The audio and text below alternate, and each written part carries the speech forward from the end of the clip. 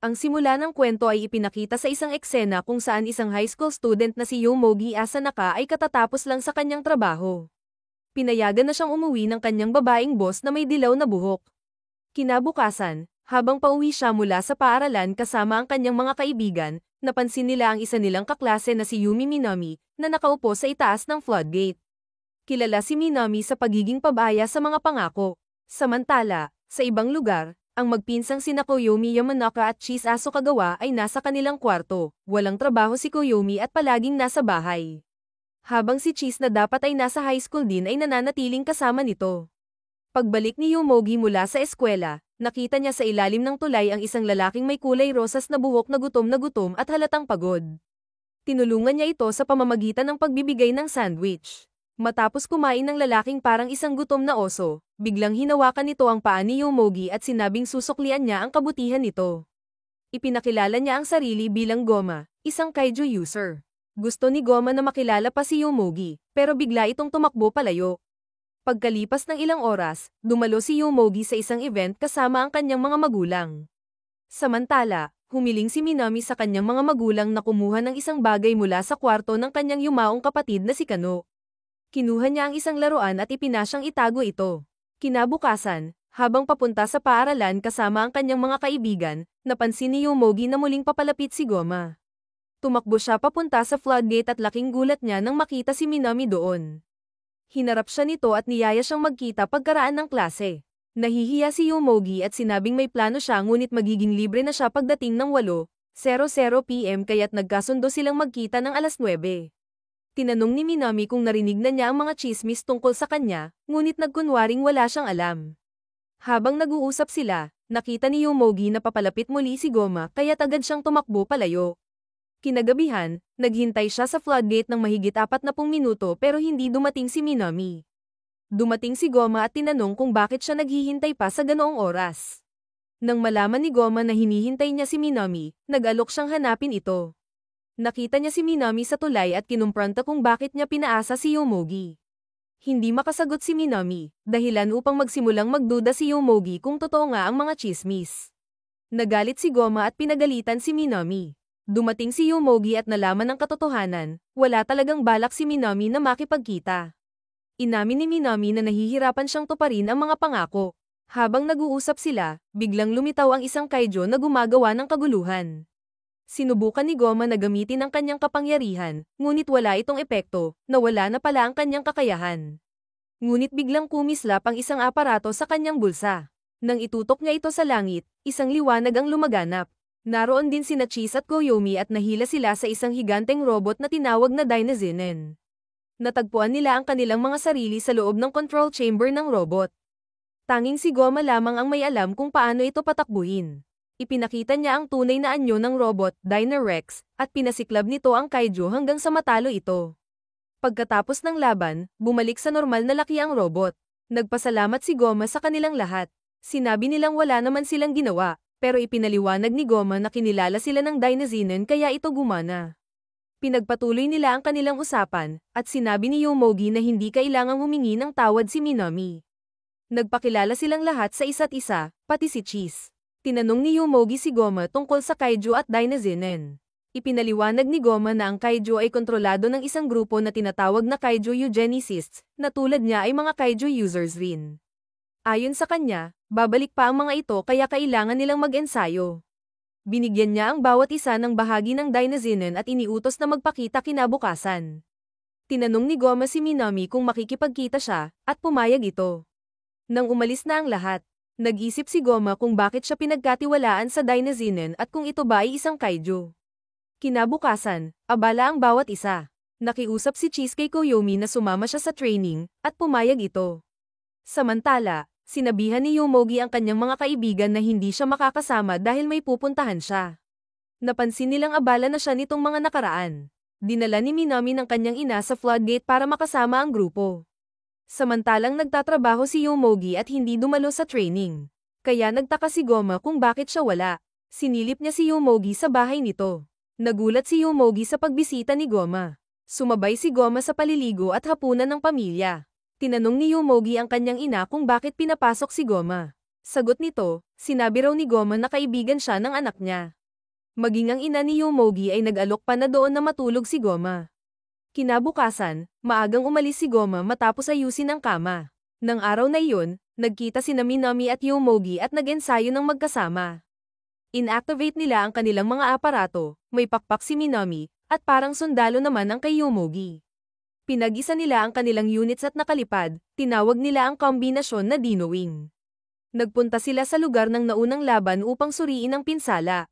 Habang pauwi, inamin ni Minami na namatay ang kanyang kapatid sa isang aksidente sa floodgate noong sila'y elementarya. Kaya pala lagi siyang bumabalik doon. Pagdating nila, sinabi ni Yomogi na hindi na siya makakadalaw sa training dahil kailangan niyang magtrabaho. Samantala, ang Kaiju Eugenicists ay pinapalaki ang isang maliit na kaiju gamit ang kanilang kapangyarihan. Agad na inutusan ni Goma ang grupo na tumigil sa training, kailangan nilang labanan ng kaiju para hindi masira ang lungsod. Habang papunta si Yomogi sa trabaho, sinundo siya ng team, hindi magiging kumpleto si Dynazinen kung wala siya.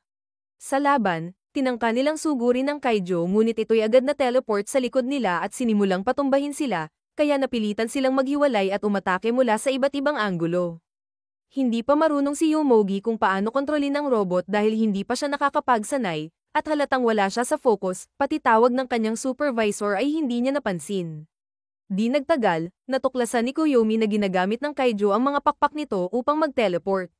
Naisip ni Yomogi na kung mahahawakan nila ang mga pakpak ay mas madali nilang matatalo ang kaiju. Iminungkahi ni Minami na magtulungan sila tulad ng ginawa nila kaninang umaga. Muli nilang pinagsama ang kanilang mga device at nag-transform sa Dino-Wing. Sa bagong anyong ito, nagawa nilang sunggaban ng kaiju at makipagbuno dito. Inihagis nila ang kaiju sa ere, at binanatan ito ng missile ng iba pang miyembro ng team. Sa wakas, natalo nila ang kaiju, at humanga si Goma sa kanilang teamwork. Biglang dumating ang mga kaiju eugenicists para hamanin si Goma at ang buong grupo. Ipinaliwanag ni Goma na ang mga eugenicist ang nagpapakawala ng kaiju, kaya sila ang totoong kalaban. Paalala ng mga eugenicist na dati si Goma ay kabilang din sa kanila at inaanyayahan siyang bumalik. Tumanggi si Goma, kaya binalaan siya ng leader nilang si Oneya na aalisin na siya sa grupo kung ayaw niyang sumama. Isa sa mga eugenicist ang nagsabing wala silang kaiju sa ngayon, kaya hindi sila makakalaban at mas mabuting umatras muna sila. Umalis ang grupo, ngunit banta ni Oneya na babalikan niya si Goma bilang traidor. Kinabukasan, nagtipon ng team para sa morning training bago magpatuloy sa kani-kanyang araw. Pumunta sa klase sina Minami at Yomogi. Pagkatapos ng klase, sinamahan ni Yomogi si Minami sa music room. Ikinwento ni Minami na miyembro ng choir club ang namayapa niyang kapatid na si Kano.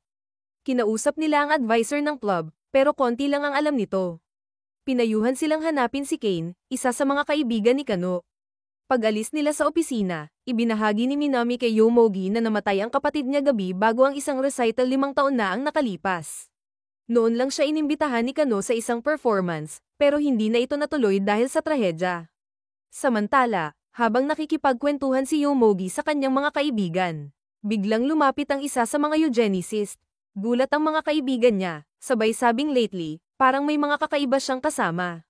Sa kabilang banda, naghahanda si Minami upang makipagkita kay Kane, at inilahad niya ito sa kanyang ina. Nagkataong nakasalubong ni Koyomi ang isang dating kaklase na boss pala ni Yomogi.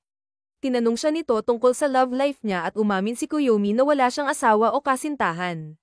Nagpalitan sila ng contact information bago ito umalis. Nagpakilala ang eugenicist kay Yomogi bilang Juga. Ibinunyag ni Juga na dati niyang kasama si Goma, at 5,000 taon na ang nakalipas nang mamatay sila at muling isinilang sa kasalukuyang panahon. Matapos ang maikling usapan, nagpaalam si Yomogi at pumasok sa trabaho. Bumalik si Juga sa kanyang mga kasama at inilahad ang plano niyang kunin si Yomogi dahil ito lang ang may kakayahang kontrolin si Dynazinen. Kinagabihan, pinatawag ni Yomogi ang kanyang mga kaibigan para ikwento ang sinabi ni Juga. Binanggit niyang sinabing traidor si Goma.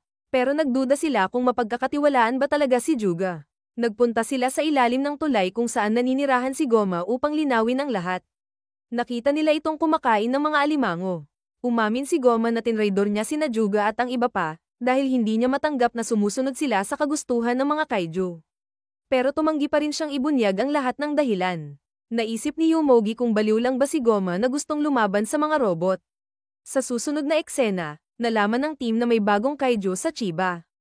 Agad silang nagtipon para labanan ito, pero mas malakas ito kaysa sa inaasahan. Iminungkahi ni Goma na pagsamahin nila ang kanilang mga kakayahan, pero tutol si Yomogi dahil hindi pa raw aligned ang kanilang damdamin. Tila may tinatago si Goma kaya't pinilit siya ni Yomogi na magsabi ng totoo. Ibinunyag ni Goma na gusto niyang makita muli ang taong nagbigay sa kanya ng Dainazinen, isang babae mula sa panahong ito. Nakiusap siya sa team na lumaban kasama niya at tumango habang binabanggit ang bawat pangalan nila. Dahil dito, matagumpay nilang pinagsama ang mga bahagi ng robot at nabuo ang Dragon Dainazinen. Nakita ito ni Oneya pero hindi siya natakot, confident na matatalo pa rin sila. Nagpatuloy ang laban at natutunan ng team kung paano ay align ang kanilang damdamin para mapalakas ang kanilang lakas. Gamit ang Dino Wings, hinayla nila ang kaiju patungo sa outer space, inalis ang kapangyarihang pampasabog nito, at pinasabog ito. Ipinaliwanag ni Goma na ang kaiju ay konektado sa imposible na siyang dahilan kung bakit sila muling nabuhay.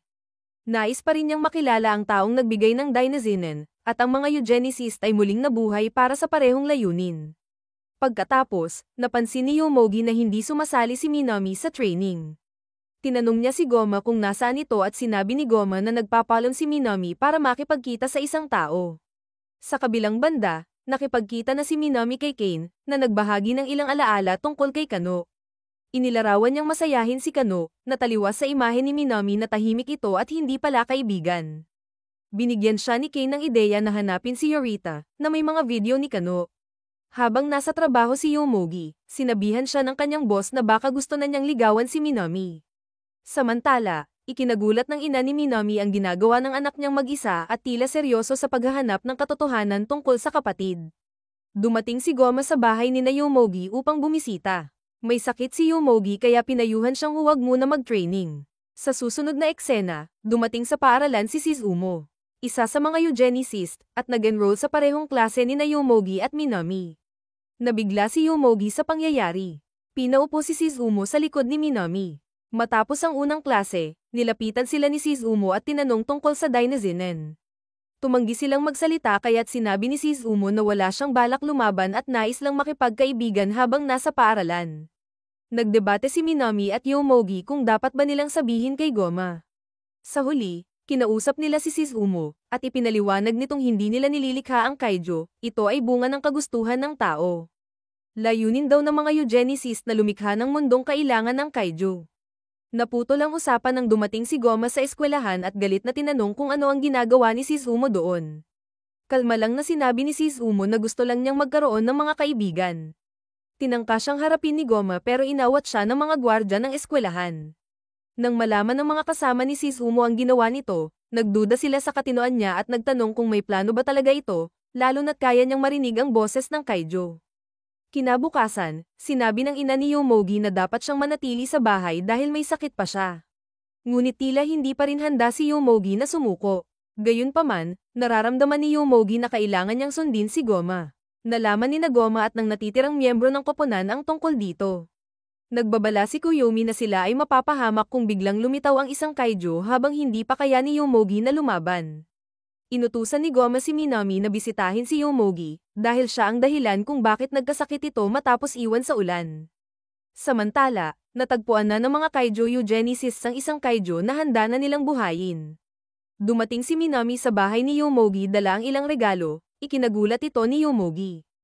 Habang nag-uusap sila, tumawag si Goma kay Minami para sabihing lumitaw na ang isang kaiju at kailangan nila ang Dino Wing. Tinanong ni Minami kung nasaan ang bahagi ni Yomogi ng Dainazinen, at sinabi ito ni Yomogi. Umaasa si Minami na may ibang makakapagpatakbo nito habang wala si Yomogi, kaya sumama siya sa team sa lugar kung saan nagwawala ang kaiju. Dahil hindi sila makakapagkumbina nang wala si Yomogi, nag-alok si Cheese na siya na lang ang pumalit. Laking gulat ng lahat nang gumana ang kanyang device. Panahon na upang mag-combine sila para labanan ng kaiju. Gayunpaman, hirap si Cheese sa pagpapatakbo ng device, gumagalaw siya ng walang direksyon. Tinawagan ng team si Yomogi upang tanungin kung kaya pa niyang sumama. Pumayag siya, kaya pinuntahan siya ni Minami sa bahay. Kasama na si Yomogi, nagawa nilang mag-combine at naging Dainazinen Dragon. Epektibo nilang nilabanan ng kaiju. Si Muhina, ang eugenicist na kumokontrol sa kaiju, ay nahirapang tapatan ng lakas ng Dainazinen. Matapos ang matinding laban, natalo nila ang Kaijo. Napahiya ang mga eugenicist at umatras. Humingi ng tawad si Chi sa kakulangan niya at nangakong mag-e-ensayo para maging backup ni Yomogi. Pauwi, tinanong ni Yomogi si Minami kung pwede ba siyang sumama sa susunod na paghahanap nito tungkol sa kanyang kapatid. Gusto rin daw niyang mas makilala si Minami. Maya-maya, si Minami naman ang nagkasakit, marahil sa pagkakalapit nila ni Yomogi habang may sakit ito. Sa susunod, nagtipon muli ang grupo para sa training. Unti-unti nang nasasanay si Chi sa paggamit ng Dyna-Soldier. Sinubukan niyang i-combine ito sa Dyna-Wing at sinabi kay Yomogi na siya na ang baalang tumuloy. Gusto nilang malaman kung pwede silang mag-merge kasama ang Dyna-Striker ni Koyomi. Tinangka nilang mag-combine, ngunit bumagsak din sila, hindi pa kasi sila balanse bilang isang team.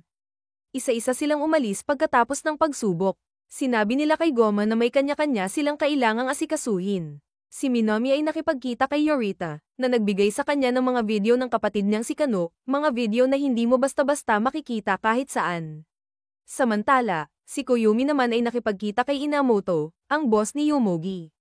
Ikinagulat niya na kasal na pala ito. Nagsimula siyang magduda sa sarili niyang desisyon na makipag-date kay Inamoto. Naalala ni Inamoto ang insidente noong high school kung saan nabasag ang bintana ng paaralan. At si Koyomi lang ang nakakita, pero hindi niya ito kailanman isinumbong. Matapos uminom, naghiwalay silang dalawa. Sa kabilang banda, si Minami at Yomogi ay nakatanggap ng paanyaya sa isang pool outing. Napansin ito ni Shizumo at tinanong kung pwede siyang sumama. Nabigla sila, kaya tinanong muna nila si Goma. Sabi ni Goma ay ayos lang isama si Shizumo, baka ito na ang tamang pagkakataon para mahuli siya. Hindi pa kasi siya nahuli noon sa paaralan, at baka sa pool mas mapalapit sila sa layunin nila.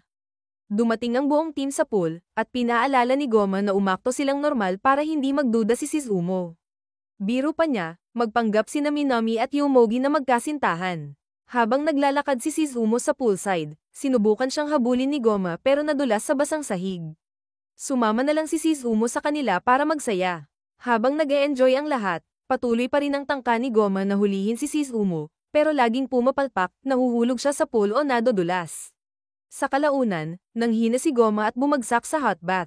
Pilit siyang tumatayo pero bumabagsak din muli. Samantala, sina Minami, Yomogi, at Shizumo ay nagkakasama. Nagtaka si Yomogi kung gumagana ba talaga ang plano ni Goma. Nang marinig ito, tinanong ni Shizumo kung anong strategy ang tinutukoy. Naiba agad ni Yomogi ang usapan. Sabi ni Shizumo, may emosyon din daw ang mga kaiju. Patuloy pa sana siyang magsasalita pero dumating ang iba niyang kasama para yayain siyang umalis. Pagkaalis nila, dumating si Goma pero huli na, umalis na si Shizumo.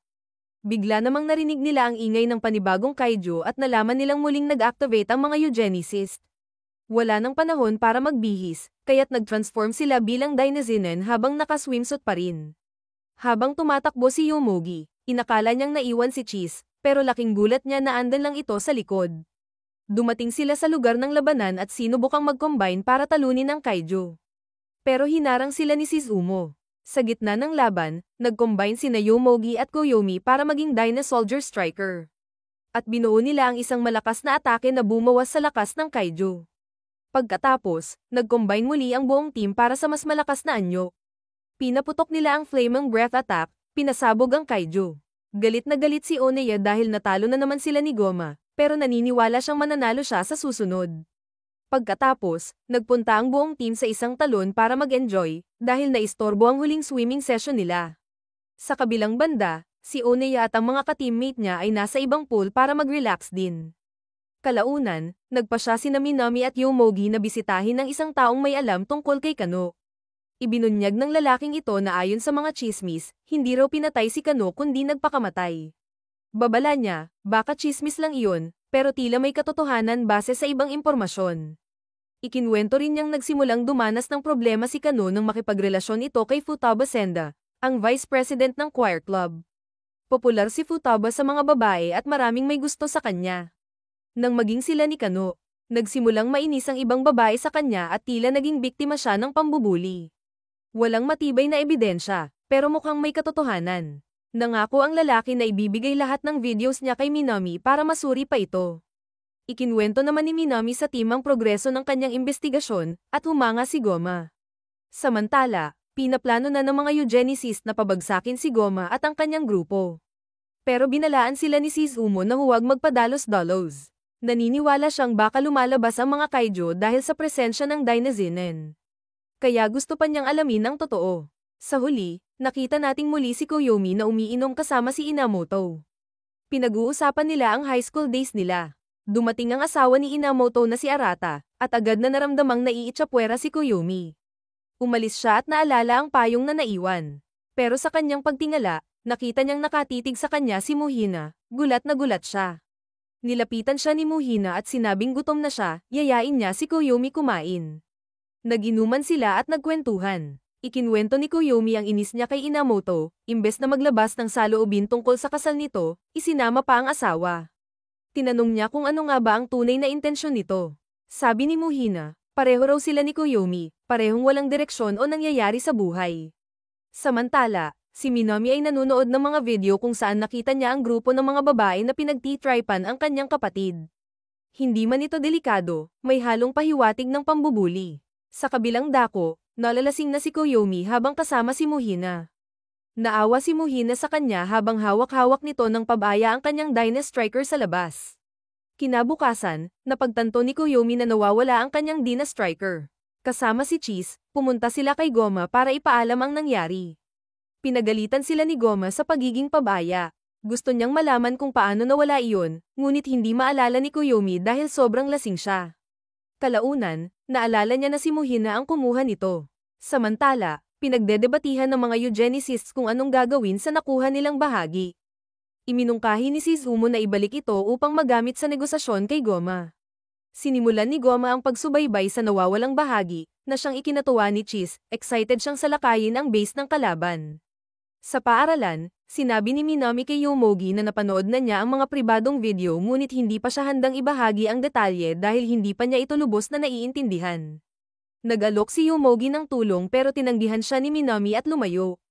Habang nagdedesisyon pa rin ang mga eugenicists, dumating sina Koyomi, Goma, at Cheese. Biglang sinugod ni Koyomi si Muhina at napatumba ito, dahilan para mahulog ang bahagi ng Dyna Striker.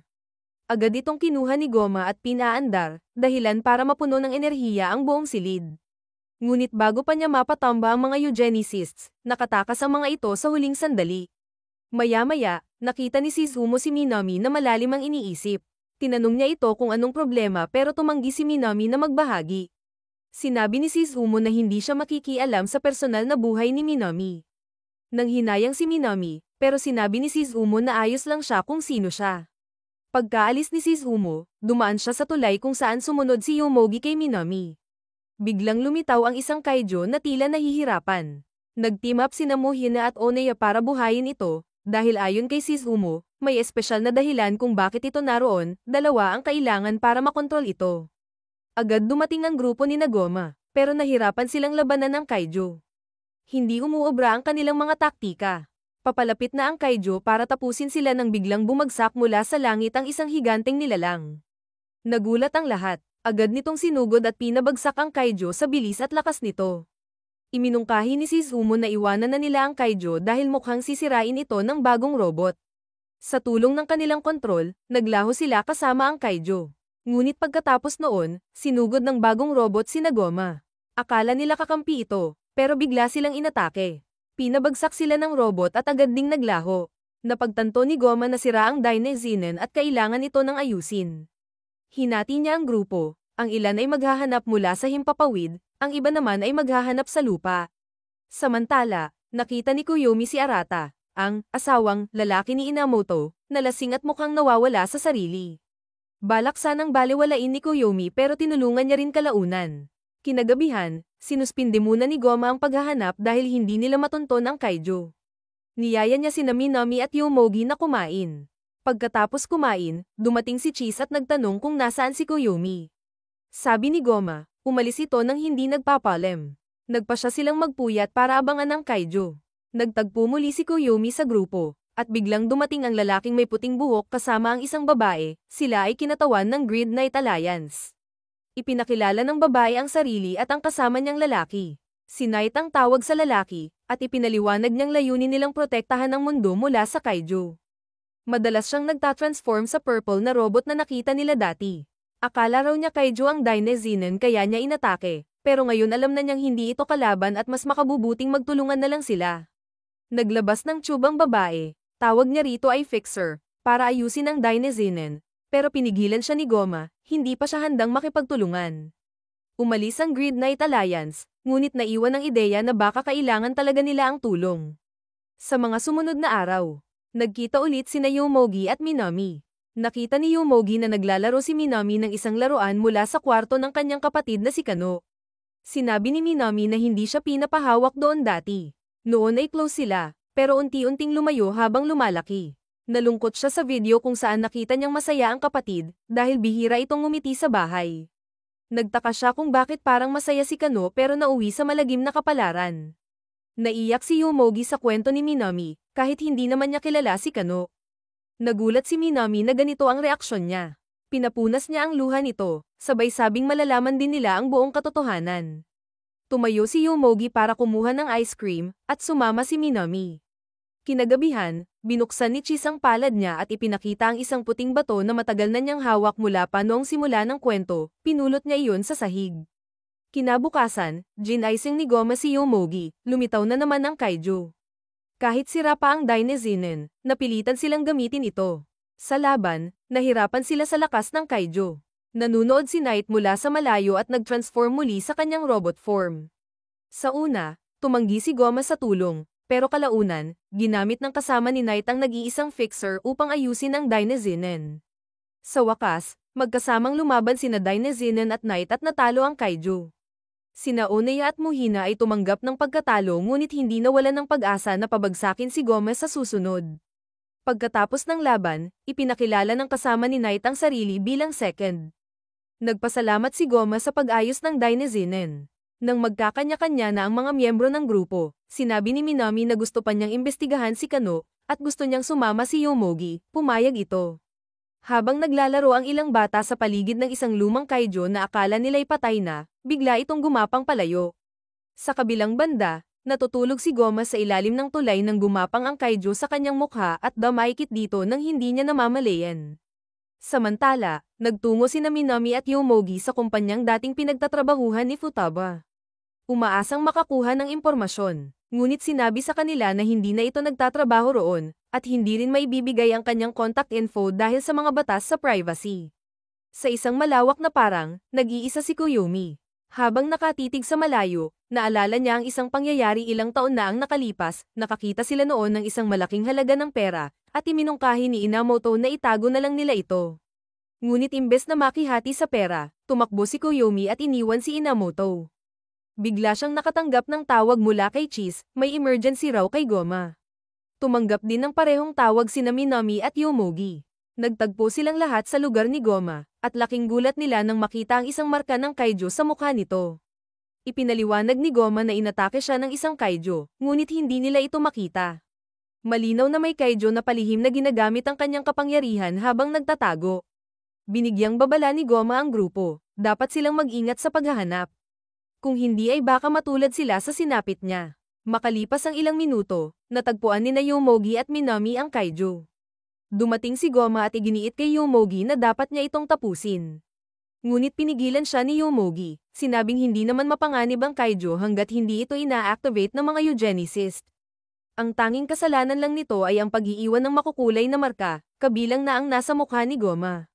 Napaisip si Goma at sinubukan gamitin ang instant domination bilang isang Kaiju user. Ngunit nabigo ito. Sumubok din ang ibang miyembro ng grupo, at tanging si Yomogi lang ang nagpakita ng kaunting tagumpay, pero hindi pa rin ito sapat. Napagpasyahan ni Goma na dalhin na lang ang Kaiju pauwi at bantayan ito, habang stuck pa rin siya sa may kulay na mukha. Habang pinag-uusapan nila ito, dumating sina Knight at Second. Ibinunyag nila na ang mga Kaiju ay ipinapanganak mula sa emosyon ng tao, at karaniwan ay hindi ito ganito kadalas lumalabas. Ang dahilan ng pagdami ng Kaiju ay ang mga eugenicist. Nag-aalala ang grupo na maaaring maging banta ang Kaiju kapag ito'y lumaki, ngunit tiniyak ni Goma na babantayan niya ito. Samantala, nag-e-enjoy naman ang mga eugenicist sa isang bowling alley. Kinagabihan, ikinulong ni Goma ang Kaiju para hindi ito gumalaw, ngunit paggising niya kinabukasan, wala na ito. Dumating ang kanyang mga kasama at sinabi niya ang nangyari. Agad silang naghiwa-hiwalay para hanapin ang Kaijo. Naglalakad-lakad si Yomogi sa bayan sa paghahanap ng makasalubong niya si Knight. Sabi ni Knight, dapat daw ay tinapos na ni Yomogi ang Kaijo noong may pagkakataon pa. Nag-alok siya ng pakikipagtulungan para hanapin ito. Napuno na ng makukulay na marka ang bayan dahil sa epekto ng Kaijo. Binalaan ni Knight si Yomogi na papatayin niya ang Kaijo kung ito'y magiging banta.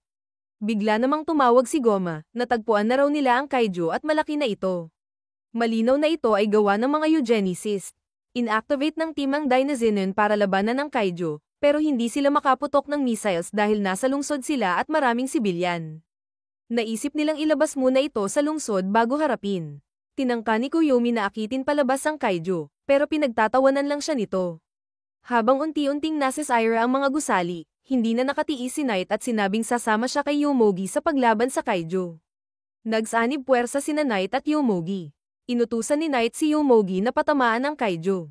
Samantala, nahulog ang dinapis ni Minami habang sinusubukang makatakas mula sa gusali. Nahanap siya ni Cheese at ipinaalam kay Yomogi na nasa loob pa rin si Minami.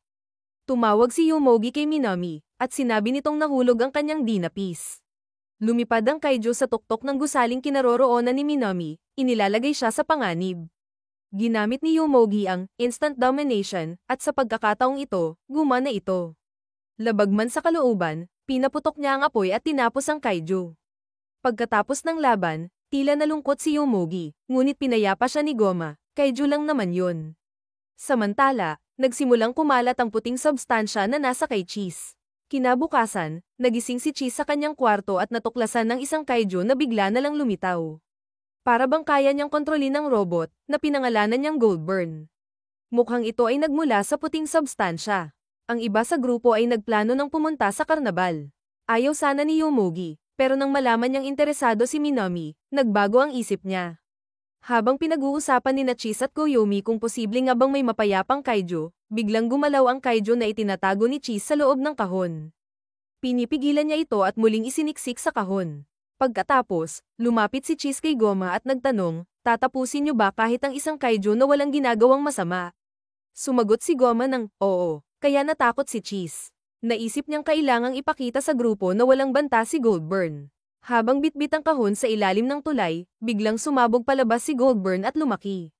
Sinubukan ni Cheese na utusan itong lumiit, ngunit bigla siyang kinuha ng Kaijo at lumipad sa kalangitan. Mula sa ibabaw ni Goldburn, namangha si Cheese sa tanawin ng buong syudad. Samantala, nagkakasiyahan ng grupo sa karnabal nang may magsabi kay Yomogi na may bisita siya, si Futaba. Agad siyang tumawag kay Minami para ipaalam ito. Sa kabilang banda, kinontrol na naman ng mga eugenicist ang isa pang Kaijo gamit ang kanilang kapangyarihan. Nagkita sina Futaba, Minami, at Yomogi. Inamin ni Futaba na dati niyang kasintahan si Kano, ngunit ang mga narinig lang niya ay mga chismis tungkol sa pambubuli dito. Hindi niya ito nasaksihan mismo. Sinabi niya na hindi siya naniniwalang nagpakamatay si Kano dahil hindi raw iyon ang ugali niya. Naniniwala siyang isang aksidente ang ikinamatay nito. Matapos nito, sinabi ni Futaba na kailangan na niyang umalis. Napansin nilang may suot siyang singsing, indikasyong may asawa na siya. Habang papalayo siya, sumigaw si Minami at tinanong kung bakit hindi man lang siya nagtangkang iligtas ang kanyang kapatid. Hindi ito masagot ni Futaba, at tuluyan siyang umalis. Naiyak si Minami sa sakit at pagkabigo. Biglang nagkaroon ng alerto, may Kaijo na umatake. Naisip ni Yomogi na baka hindi makakayanan ni Minami ang lumaban sa ganoong kondisyon. Pero sinabi nitong mauna na siya at susunod din siya. Habang nag-e-enjoy pa si Cheese kay Goldburn, bigla itong lumipad at tumakas. Nahirapan sina Goma at Koyomi sa pakikipaglaban sa Kaijo, nagtatanong kung nasaan sina Yomogi at Minami. Dumating si Knight para tumulong. Ilang sandali pa, dumating si Yomogi at sinabing paparating na rin si Minami. Inutusan siya ni Knight na balikan si Minami dahil siya lang ang makakakumbinsi dito. Habang hinahanap ni Cheese si Goldburn, natagpuan niya si Minami na nakaupo at tila nawalan ng pag-asa. Tinanong niya kung bakit nandoon pa ito habang ang mga kasama nila ay lumalaban. Sagot ni Minami, wala pa raw magandang naidulot ang pakikipaglaban sa mga Kaijo. Bigla namang lumitaw si Goldburn sa harapan nila. Kasunod nito, dumating si Yomogi at itinumba si Goldburn sa pag-aakalang sinasaktan nito si Minami. Laking gulat at tuwa ni Minami nang malamang bumalik si Yomogi para sa kanya. Nahulog bigla sa ilog ang laruan ni Kano mula sa kamay ni Minami. Tumalon siya para habulin ito, at sumigaw si Yomogi habang sumusunod sa kanya. Sa gulat ng lahat, sinagip sila ni Goldburn. Nang makabalik sila sa pampang, nagulat sina Minami at Yomogi na iniligtas sila ng isang kaiju. Ipinaliwanag ni Minami na kaibigan niya si Goldburn. Samantala, hirap na ang grupo sa pakikipaglaban sa kaiju. Nang dumating sina Minami, Yomogi, at Goldburn, agad silang tumulong. Inilipad ni Goldburn si Dynazenon palayo sa panganib. Tinangka ni Shizumo na kontrolin si Goldburn, ngunit nabigo siya. Lahat ay namangha, hindi nila ito maipaliwanag. Sinabi ni Cheese na hindi kalaban si Goldburn. Kinumpirma ito ni Minami at Yomogi kaya pinigilan ni Goma ang pag-atake. Dahil tumutulong si Goldburn, napagdesisyonan ng lahat na mag-merge. Tinarget sila ng kaiju, pero hinarang ni Goldburn ang mga bala. Nagsanib puwersa sina Dynazenon, Knight, at Goldburn, bumuo ng higanteng robot na nagdulot ng takot sa mga eugenicists. Sa lakas ng kanilang pinagsamang kapangyarihan, mabilis nilang natalo ang kaiju at napahiya ang mga eugenicists. Si Juga ay labis na nasaktan sa pagkatalo, hindi niya nagawang talunin sina Goma at ang kanyang team. Kahit pa binuhos na niya ang lahat ng kanyang lakas. Pagkatapos ng laban, napagtanto ni Goma na, makakamit lang natin ang tagumpay kung tayo ay mananatiling magkakasama. Nang matapos ang laban, nadiskubre ng grupo na hindi nila namalayan na natapos na pala ang karnabal habang abala sila sa pakikipaglaban sa kaiju. Dahil dito, napagpasyahan nilang bumili na lang ng mga paputok at magsaya sa sarili nilang paraan. Sa susunod na tagpo, nakakita ang mga eugenicists ng isang kaiju na sa tingin nila ay magiging kapaki-pakinabang. Si Muhina na sana ang gagamit ng kapangyarihan niya sa kaiju, pero bigla na lamang nawala ang kaiju, kasama siya. Ilang saglit pa, naglaho rin si Minami. Isa-isang nagsimulang maglaho ang mga tao sa buong syudad, kaya't nagdulot ito ng malaking misteryo. Nagising si Minami sa isang sitwasyon na parang bumalik siya sa nakaraan, buhay pa ang kapatid niyang si Kano at tila normal ang lahat. Samantala, napagtanto ni Goma at ng team na isang kaiju ang may kinalaman sa nangyayari. Nag-aalala sila na magpapatuloy ang kaguluhan kung hindi ito mapipigilan. Ngunit hindi nila kayang mag-merge kung wala si Minami. Dumating si Knight at nag-alok ng tulong. Habang pinaplano nilang sagipin si Minami, biglang nawala rin ang iba pang miyembro, lahat ay nilamon ng kaiju. Si Yomogi na lamang ang natira. Napansin ni Cheese na nawala na ang buong grupo, kaya't sinubukan niyang tumakas upang hindi rin siya lamunin ng kaiju. Sa kasamaang palad, nalamon din si Yomogi. Nagising si Goma sa nakaraan, panahon kung kailan kasama pa niya sina Oneya at ang iba pang eugenicist. Si Yomogi naman ay nagtagumpay na matagpuan ang Dino Soldier sa loob ng kaiju, kaya't nagkaroon siya ng daan para hanapin si Minami. Subalit may harang sa pagitan nila. Habang si Minami ay pinapanood ang nakaraan, nakita niyang muli ang buhay ng kapatid niyang si Kano kasama si Futaba. Na-realize ni Yomogi na pinapanood niya ang nakaraan ni Minami. Samantala, sina Cheese at Second ay ligtas, salamat kay Goldburn. Nagpatuloy si Yomogi sa paghahanap ng paraan para maabot si Minami habang ang nakaraan nito ay patuloy na umuulit. Nakita niyang iniimbitahan ni Kano si Minami sa isang recital. Narinig din niya ang kanilang ina na sinaway si Kano, pinagbawalan siyang pumunta sa floodgate bago ito lumabas ng bahay. Dito naunawaan ni Yomogi, ito ang araw na namatay si Kano. Napasigaw siya sa sakit at hiniling niyang pigilan ni Minami ang kapatid. Sa lakas ng kanyang sigaw, nabasag ang harang sa pagitan nila. Biglang lumitaw ang Dino Wing sa kamay ni Minami at naalala niya si Yomogi. Sinabi ni Yomogi na kailangan nilang pigilan si Kano at sumang-ayon si Minami. Agad silang tumakbo patungo sa floodgate upang pigilan ang trahedya. Nagulat si Kano nang makarinig ng pagsusumamo mula kay Minami. Sinabi nito na ayaw niyang mamatay ang kapatid niya. Niyakap ni Minami si Kano at ipinahayag ang kanyang pagmamahal. Pagkatapos nito, sinabi ni Minami kay Yomogi na mauna na siya at susunod siya pagkatapos. Nagsimula ng basagin ni Yomogi ang mga hadlang sa loob ng kaiju upang iligtas ang lahat ng nilamon nito. Natagpuan niya si Koyomi sa panahong kasama nito si Inamoto at napag-alamang nakakulong ito sa nakaraan. Tinulungan niya itong maalala ang kasalukuyan. Natagpuan din ni Yomogi si Goma at binasag ang ilusyon ng nakaraan kung saan ito nakapaloob. Nabawi ni Goma ang kanyang bahagi ng Dynazenon at nagpasalamat kay Yomogi. Nagtulungan silang lahat para iligtas din si Knight mula sa nakaraan. Sa wakas, matapos ang isang mahaba at emosyonal na pag-uusap kay Kano, nakamit na ni Minami ang kanyang inaasam na closure. Nagpasalamat si Kano at sinabing maaari na siyang bumalik sa kasalukuyan. Bumalik si Minami sa grupo. Buo na ang kanyang loob, dala ang Dino Wing. Sama-sama nilang binasag ang loob ng Kaijo habang nakamerge. Sinabi ni Second na kapag natalo ang Kaijo, babalik din ang lahat ng nilamon nito. Pinag-isa nila ang kanilang lakas at inilunsad ang isang malakas na pinagsamang atake na agad tumapos sa Kaijo. Pagkatapos ng laban, napaisip si Goma. Hindi pa rin niya maalala ang buong detalye kung paano siya ipinagkanulo ng kanyang bansa, pero hindi pa rin siya sumusuko sa paghahanap sa prinsesang nagbigay sa kanya ng Dainazinen. Habang naglalakad, hinanap nila si Minami, at natuklasang bumalik ito sa floodgate upang tuluyang isara ang sugat ng nakaraan. Sa kabilang dako, napagtanto ng mga eugenicist na natalo na naman sila. Wala na ring kaiju seeds, kaya't wala na silang pwedeng kontrolin. Iminungkahi ni Oneya na kung wala ng kaiju, papatay na lang siya ng mga tao. Nagkahiwa-hiwalay na ang mga eugenicist, tanggap na nilang wala na silang layunin. Nagsimulang pumasok muli sa eskwela ang grupo. Napansin nilang wala si Shizumo. Si Cheese ay nagpa siya ring bumalik sa pag-aaral. Sina Knight at Second ay nagpaalam kay Goldburn dahil ang isang mundong walang kaiju ay mas natural. Labis itong ikinalungkot ni Cheese, bakit kailangang mawala ang kaiju, lalo na si Goldburn. Sa sumunod na tagpo, sinubukang kausapin ni Juga si Goma upang sabihing tanggap na nila ang pagkatalo.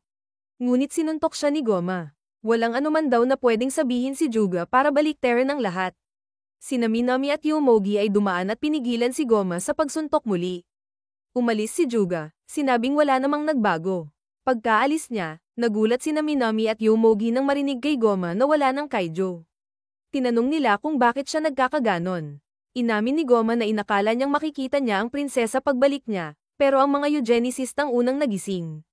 Natatakot siyang hindi na niya muling makita ang prinsesa. Humiling si Goma na isauli na sa kanya ni Minami at Yomogi ang mga bahagi ng Dainazinen. Wala na raw siyang pangangailangan sa mga ito. Isinauli rin ni Koyomi ang kanyang bahagi. Pagkatapos nito, nilapitan ni Muhina si Koyomi upang sabihing wala na silang dahilan para lumaban. Sinabi ni Koyomi na hindi naman niya kinamumuhian si Muhina. Pero sagot ni Muhina, pero ako, galit pa rin ako sa'yo. At tuluyang umalis. Sa kanilang pag-uwi, napag-usapan ni Yomogi at Minami na hindi nagising ang prinsesa, kasi hindi naman siya isang kaiju user. Pagkatapos, niyaya ni Minami si Yomogi na sumama sa isang mahalagang lugar. Kinabukasan, sinabi ni Minami sa kanyang mga magulang na bibisita siya sa puntod ni Kano. Nagpaalam din sina Knight at Second kay Goma dahil kailangan na nilang umalis. Sama-samang pumunta sina Minami at Yomogi sa puntod ni Kano. Inamin ni Minami na iniiwasan niya ang puntod mula nang mamatay si Kano, pero ngayon ay handa na siyang harapin ito. Nilinis nila ang puntod at inayos ito bago umalis. Habang umaalis sila, ipinakita ang eksena kung saan palihim na nanonood si Goma sa isang sulok. Habang naglalakad, sinabi ni Yomogi kay Minami na nais pa rin niyang manatili silang malapit sa isa't isa, kahit tapos na ang mga laban. Nababahala siyang baka lumayo ang kanilang ugnayan. Wala na raw kasi ang Dainazinen para magdugtong sa kanila. Tinanong niya si Minami kung handa na ba siyang maging kasintahan niya. Bago pa man siya masagot, biglang dumating si Shizumo. Nakangiti itong nagsabi na natutuwa siyang nanatili sa piling nila. Nauunawaan na raw niya ngayon kung bakit pinili ni Goma na maging tao sa halip na kaiju user. Biglang dumating si Goma, at inatake siya ni Shizumo, pinabagsak sa lupa. Napunit ang kanyang suot at lumitaw ang misteryosong marka sa kanyang katawan na ikinagulat ng lahat. Ibinunyag ni Shizumo na unti-unting naagnas ang katawan ni Goma dahil hindi siya konektado sa isang kaiju, at kalaunan ay mamamatay siya. Nakahiga si Goma sa sahig, wala nang lakas para tumayo. Sinugod ni Shizumo sina Minami at Yomogi, ngunit dumating si Knight upang pigilan siya. Tinangka ni Knight na tamaan si Shizumo.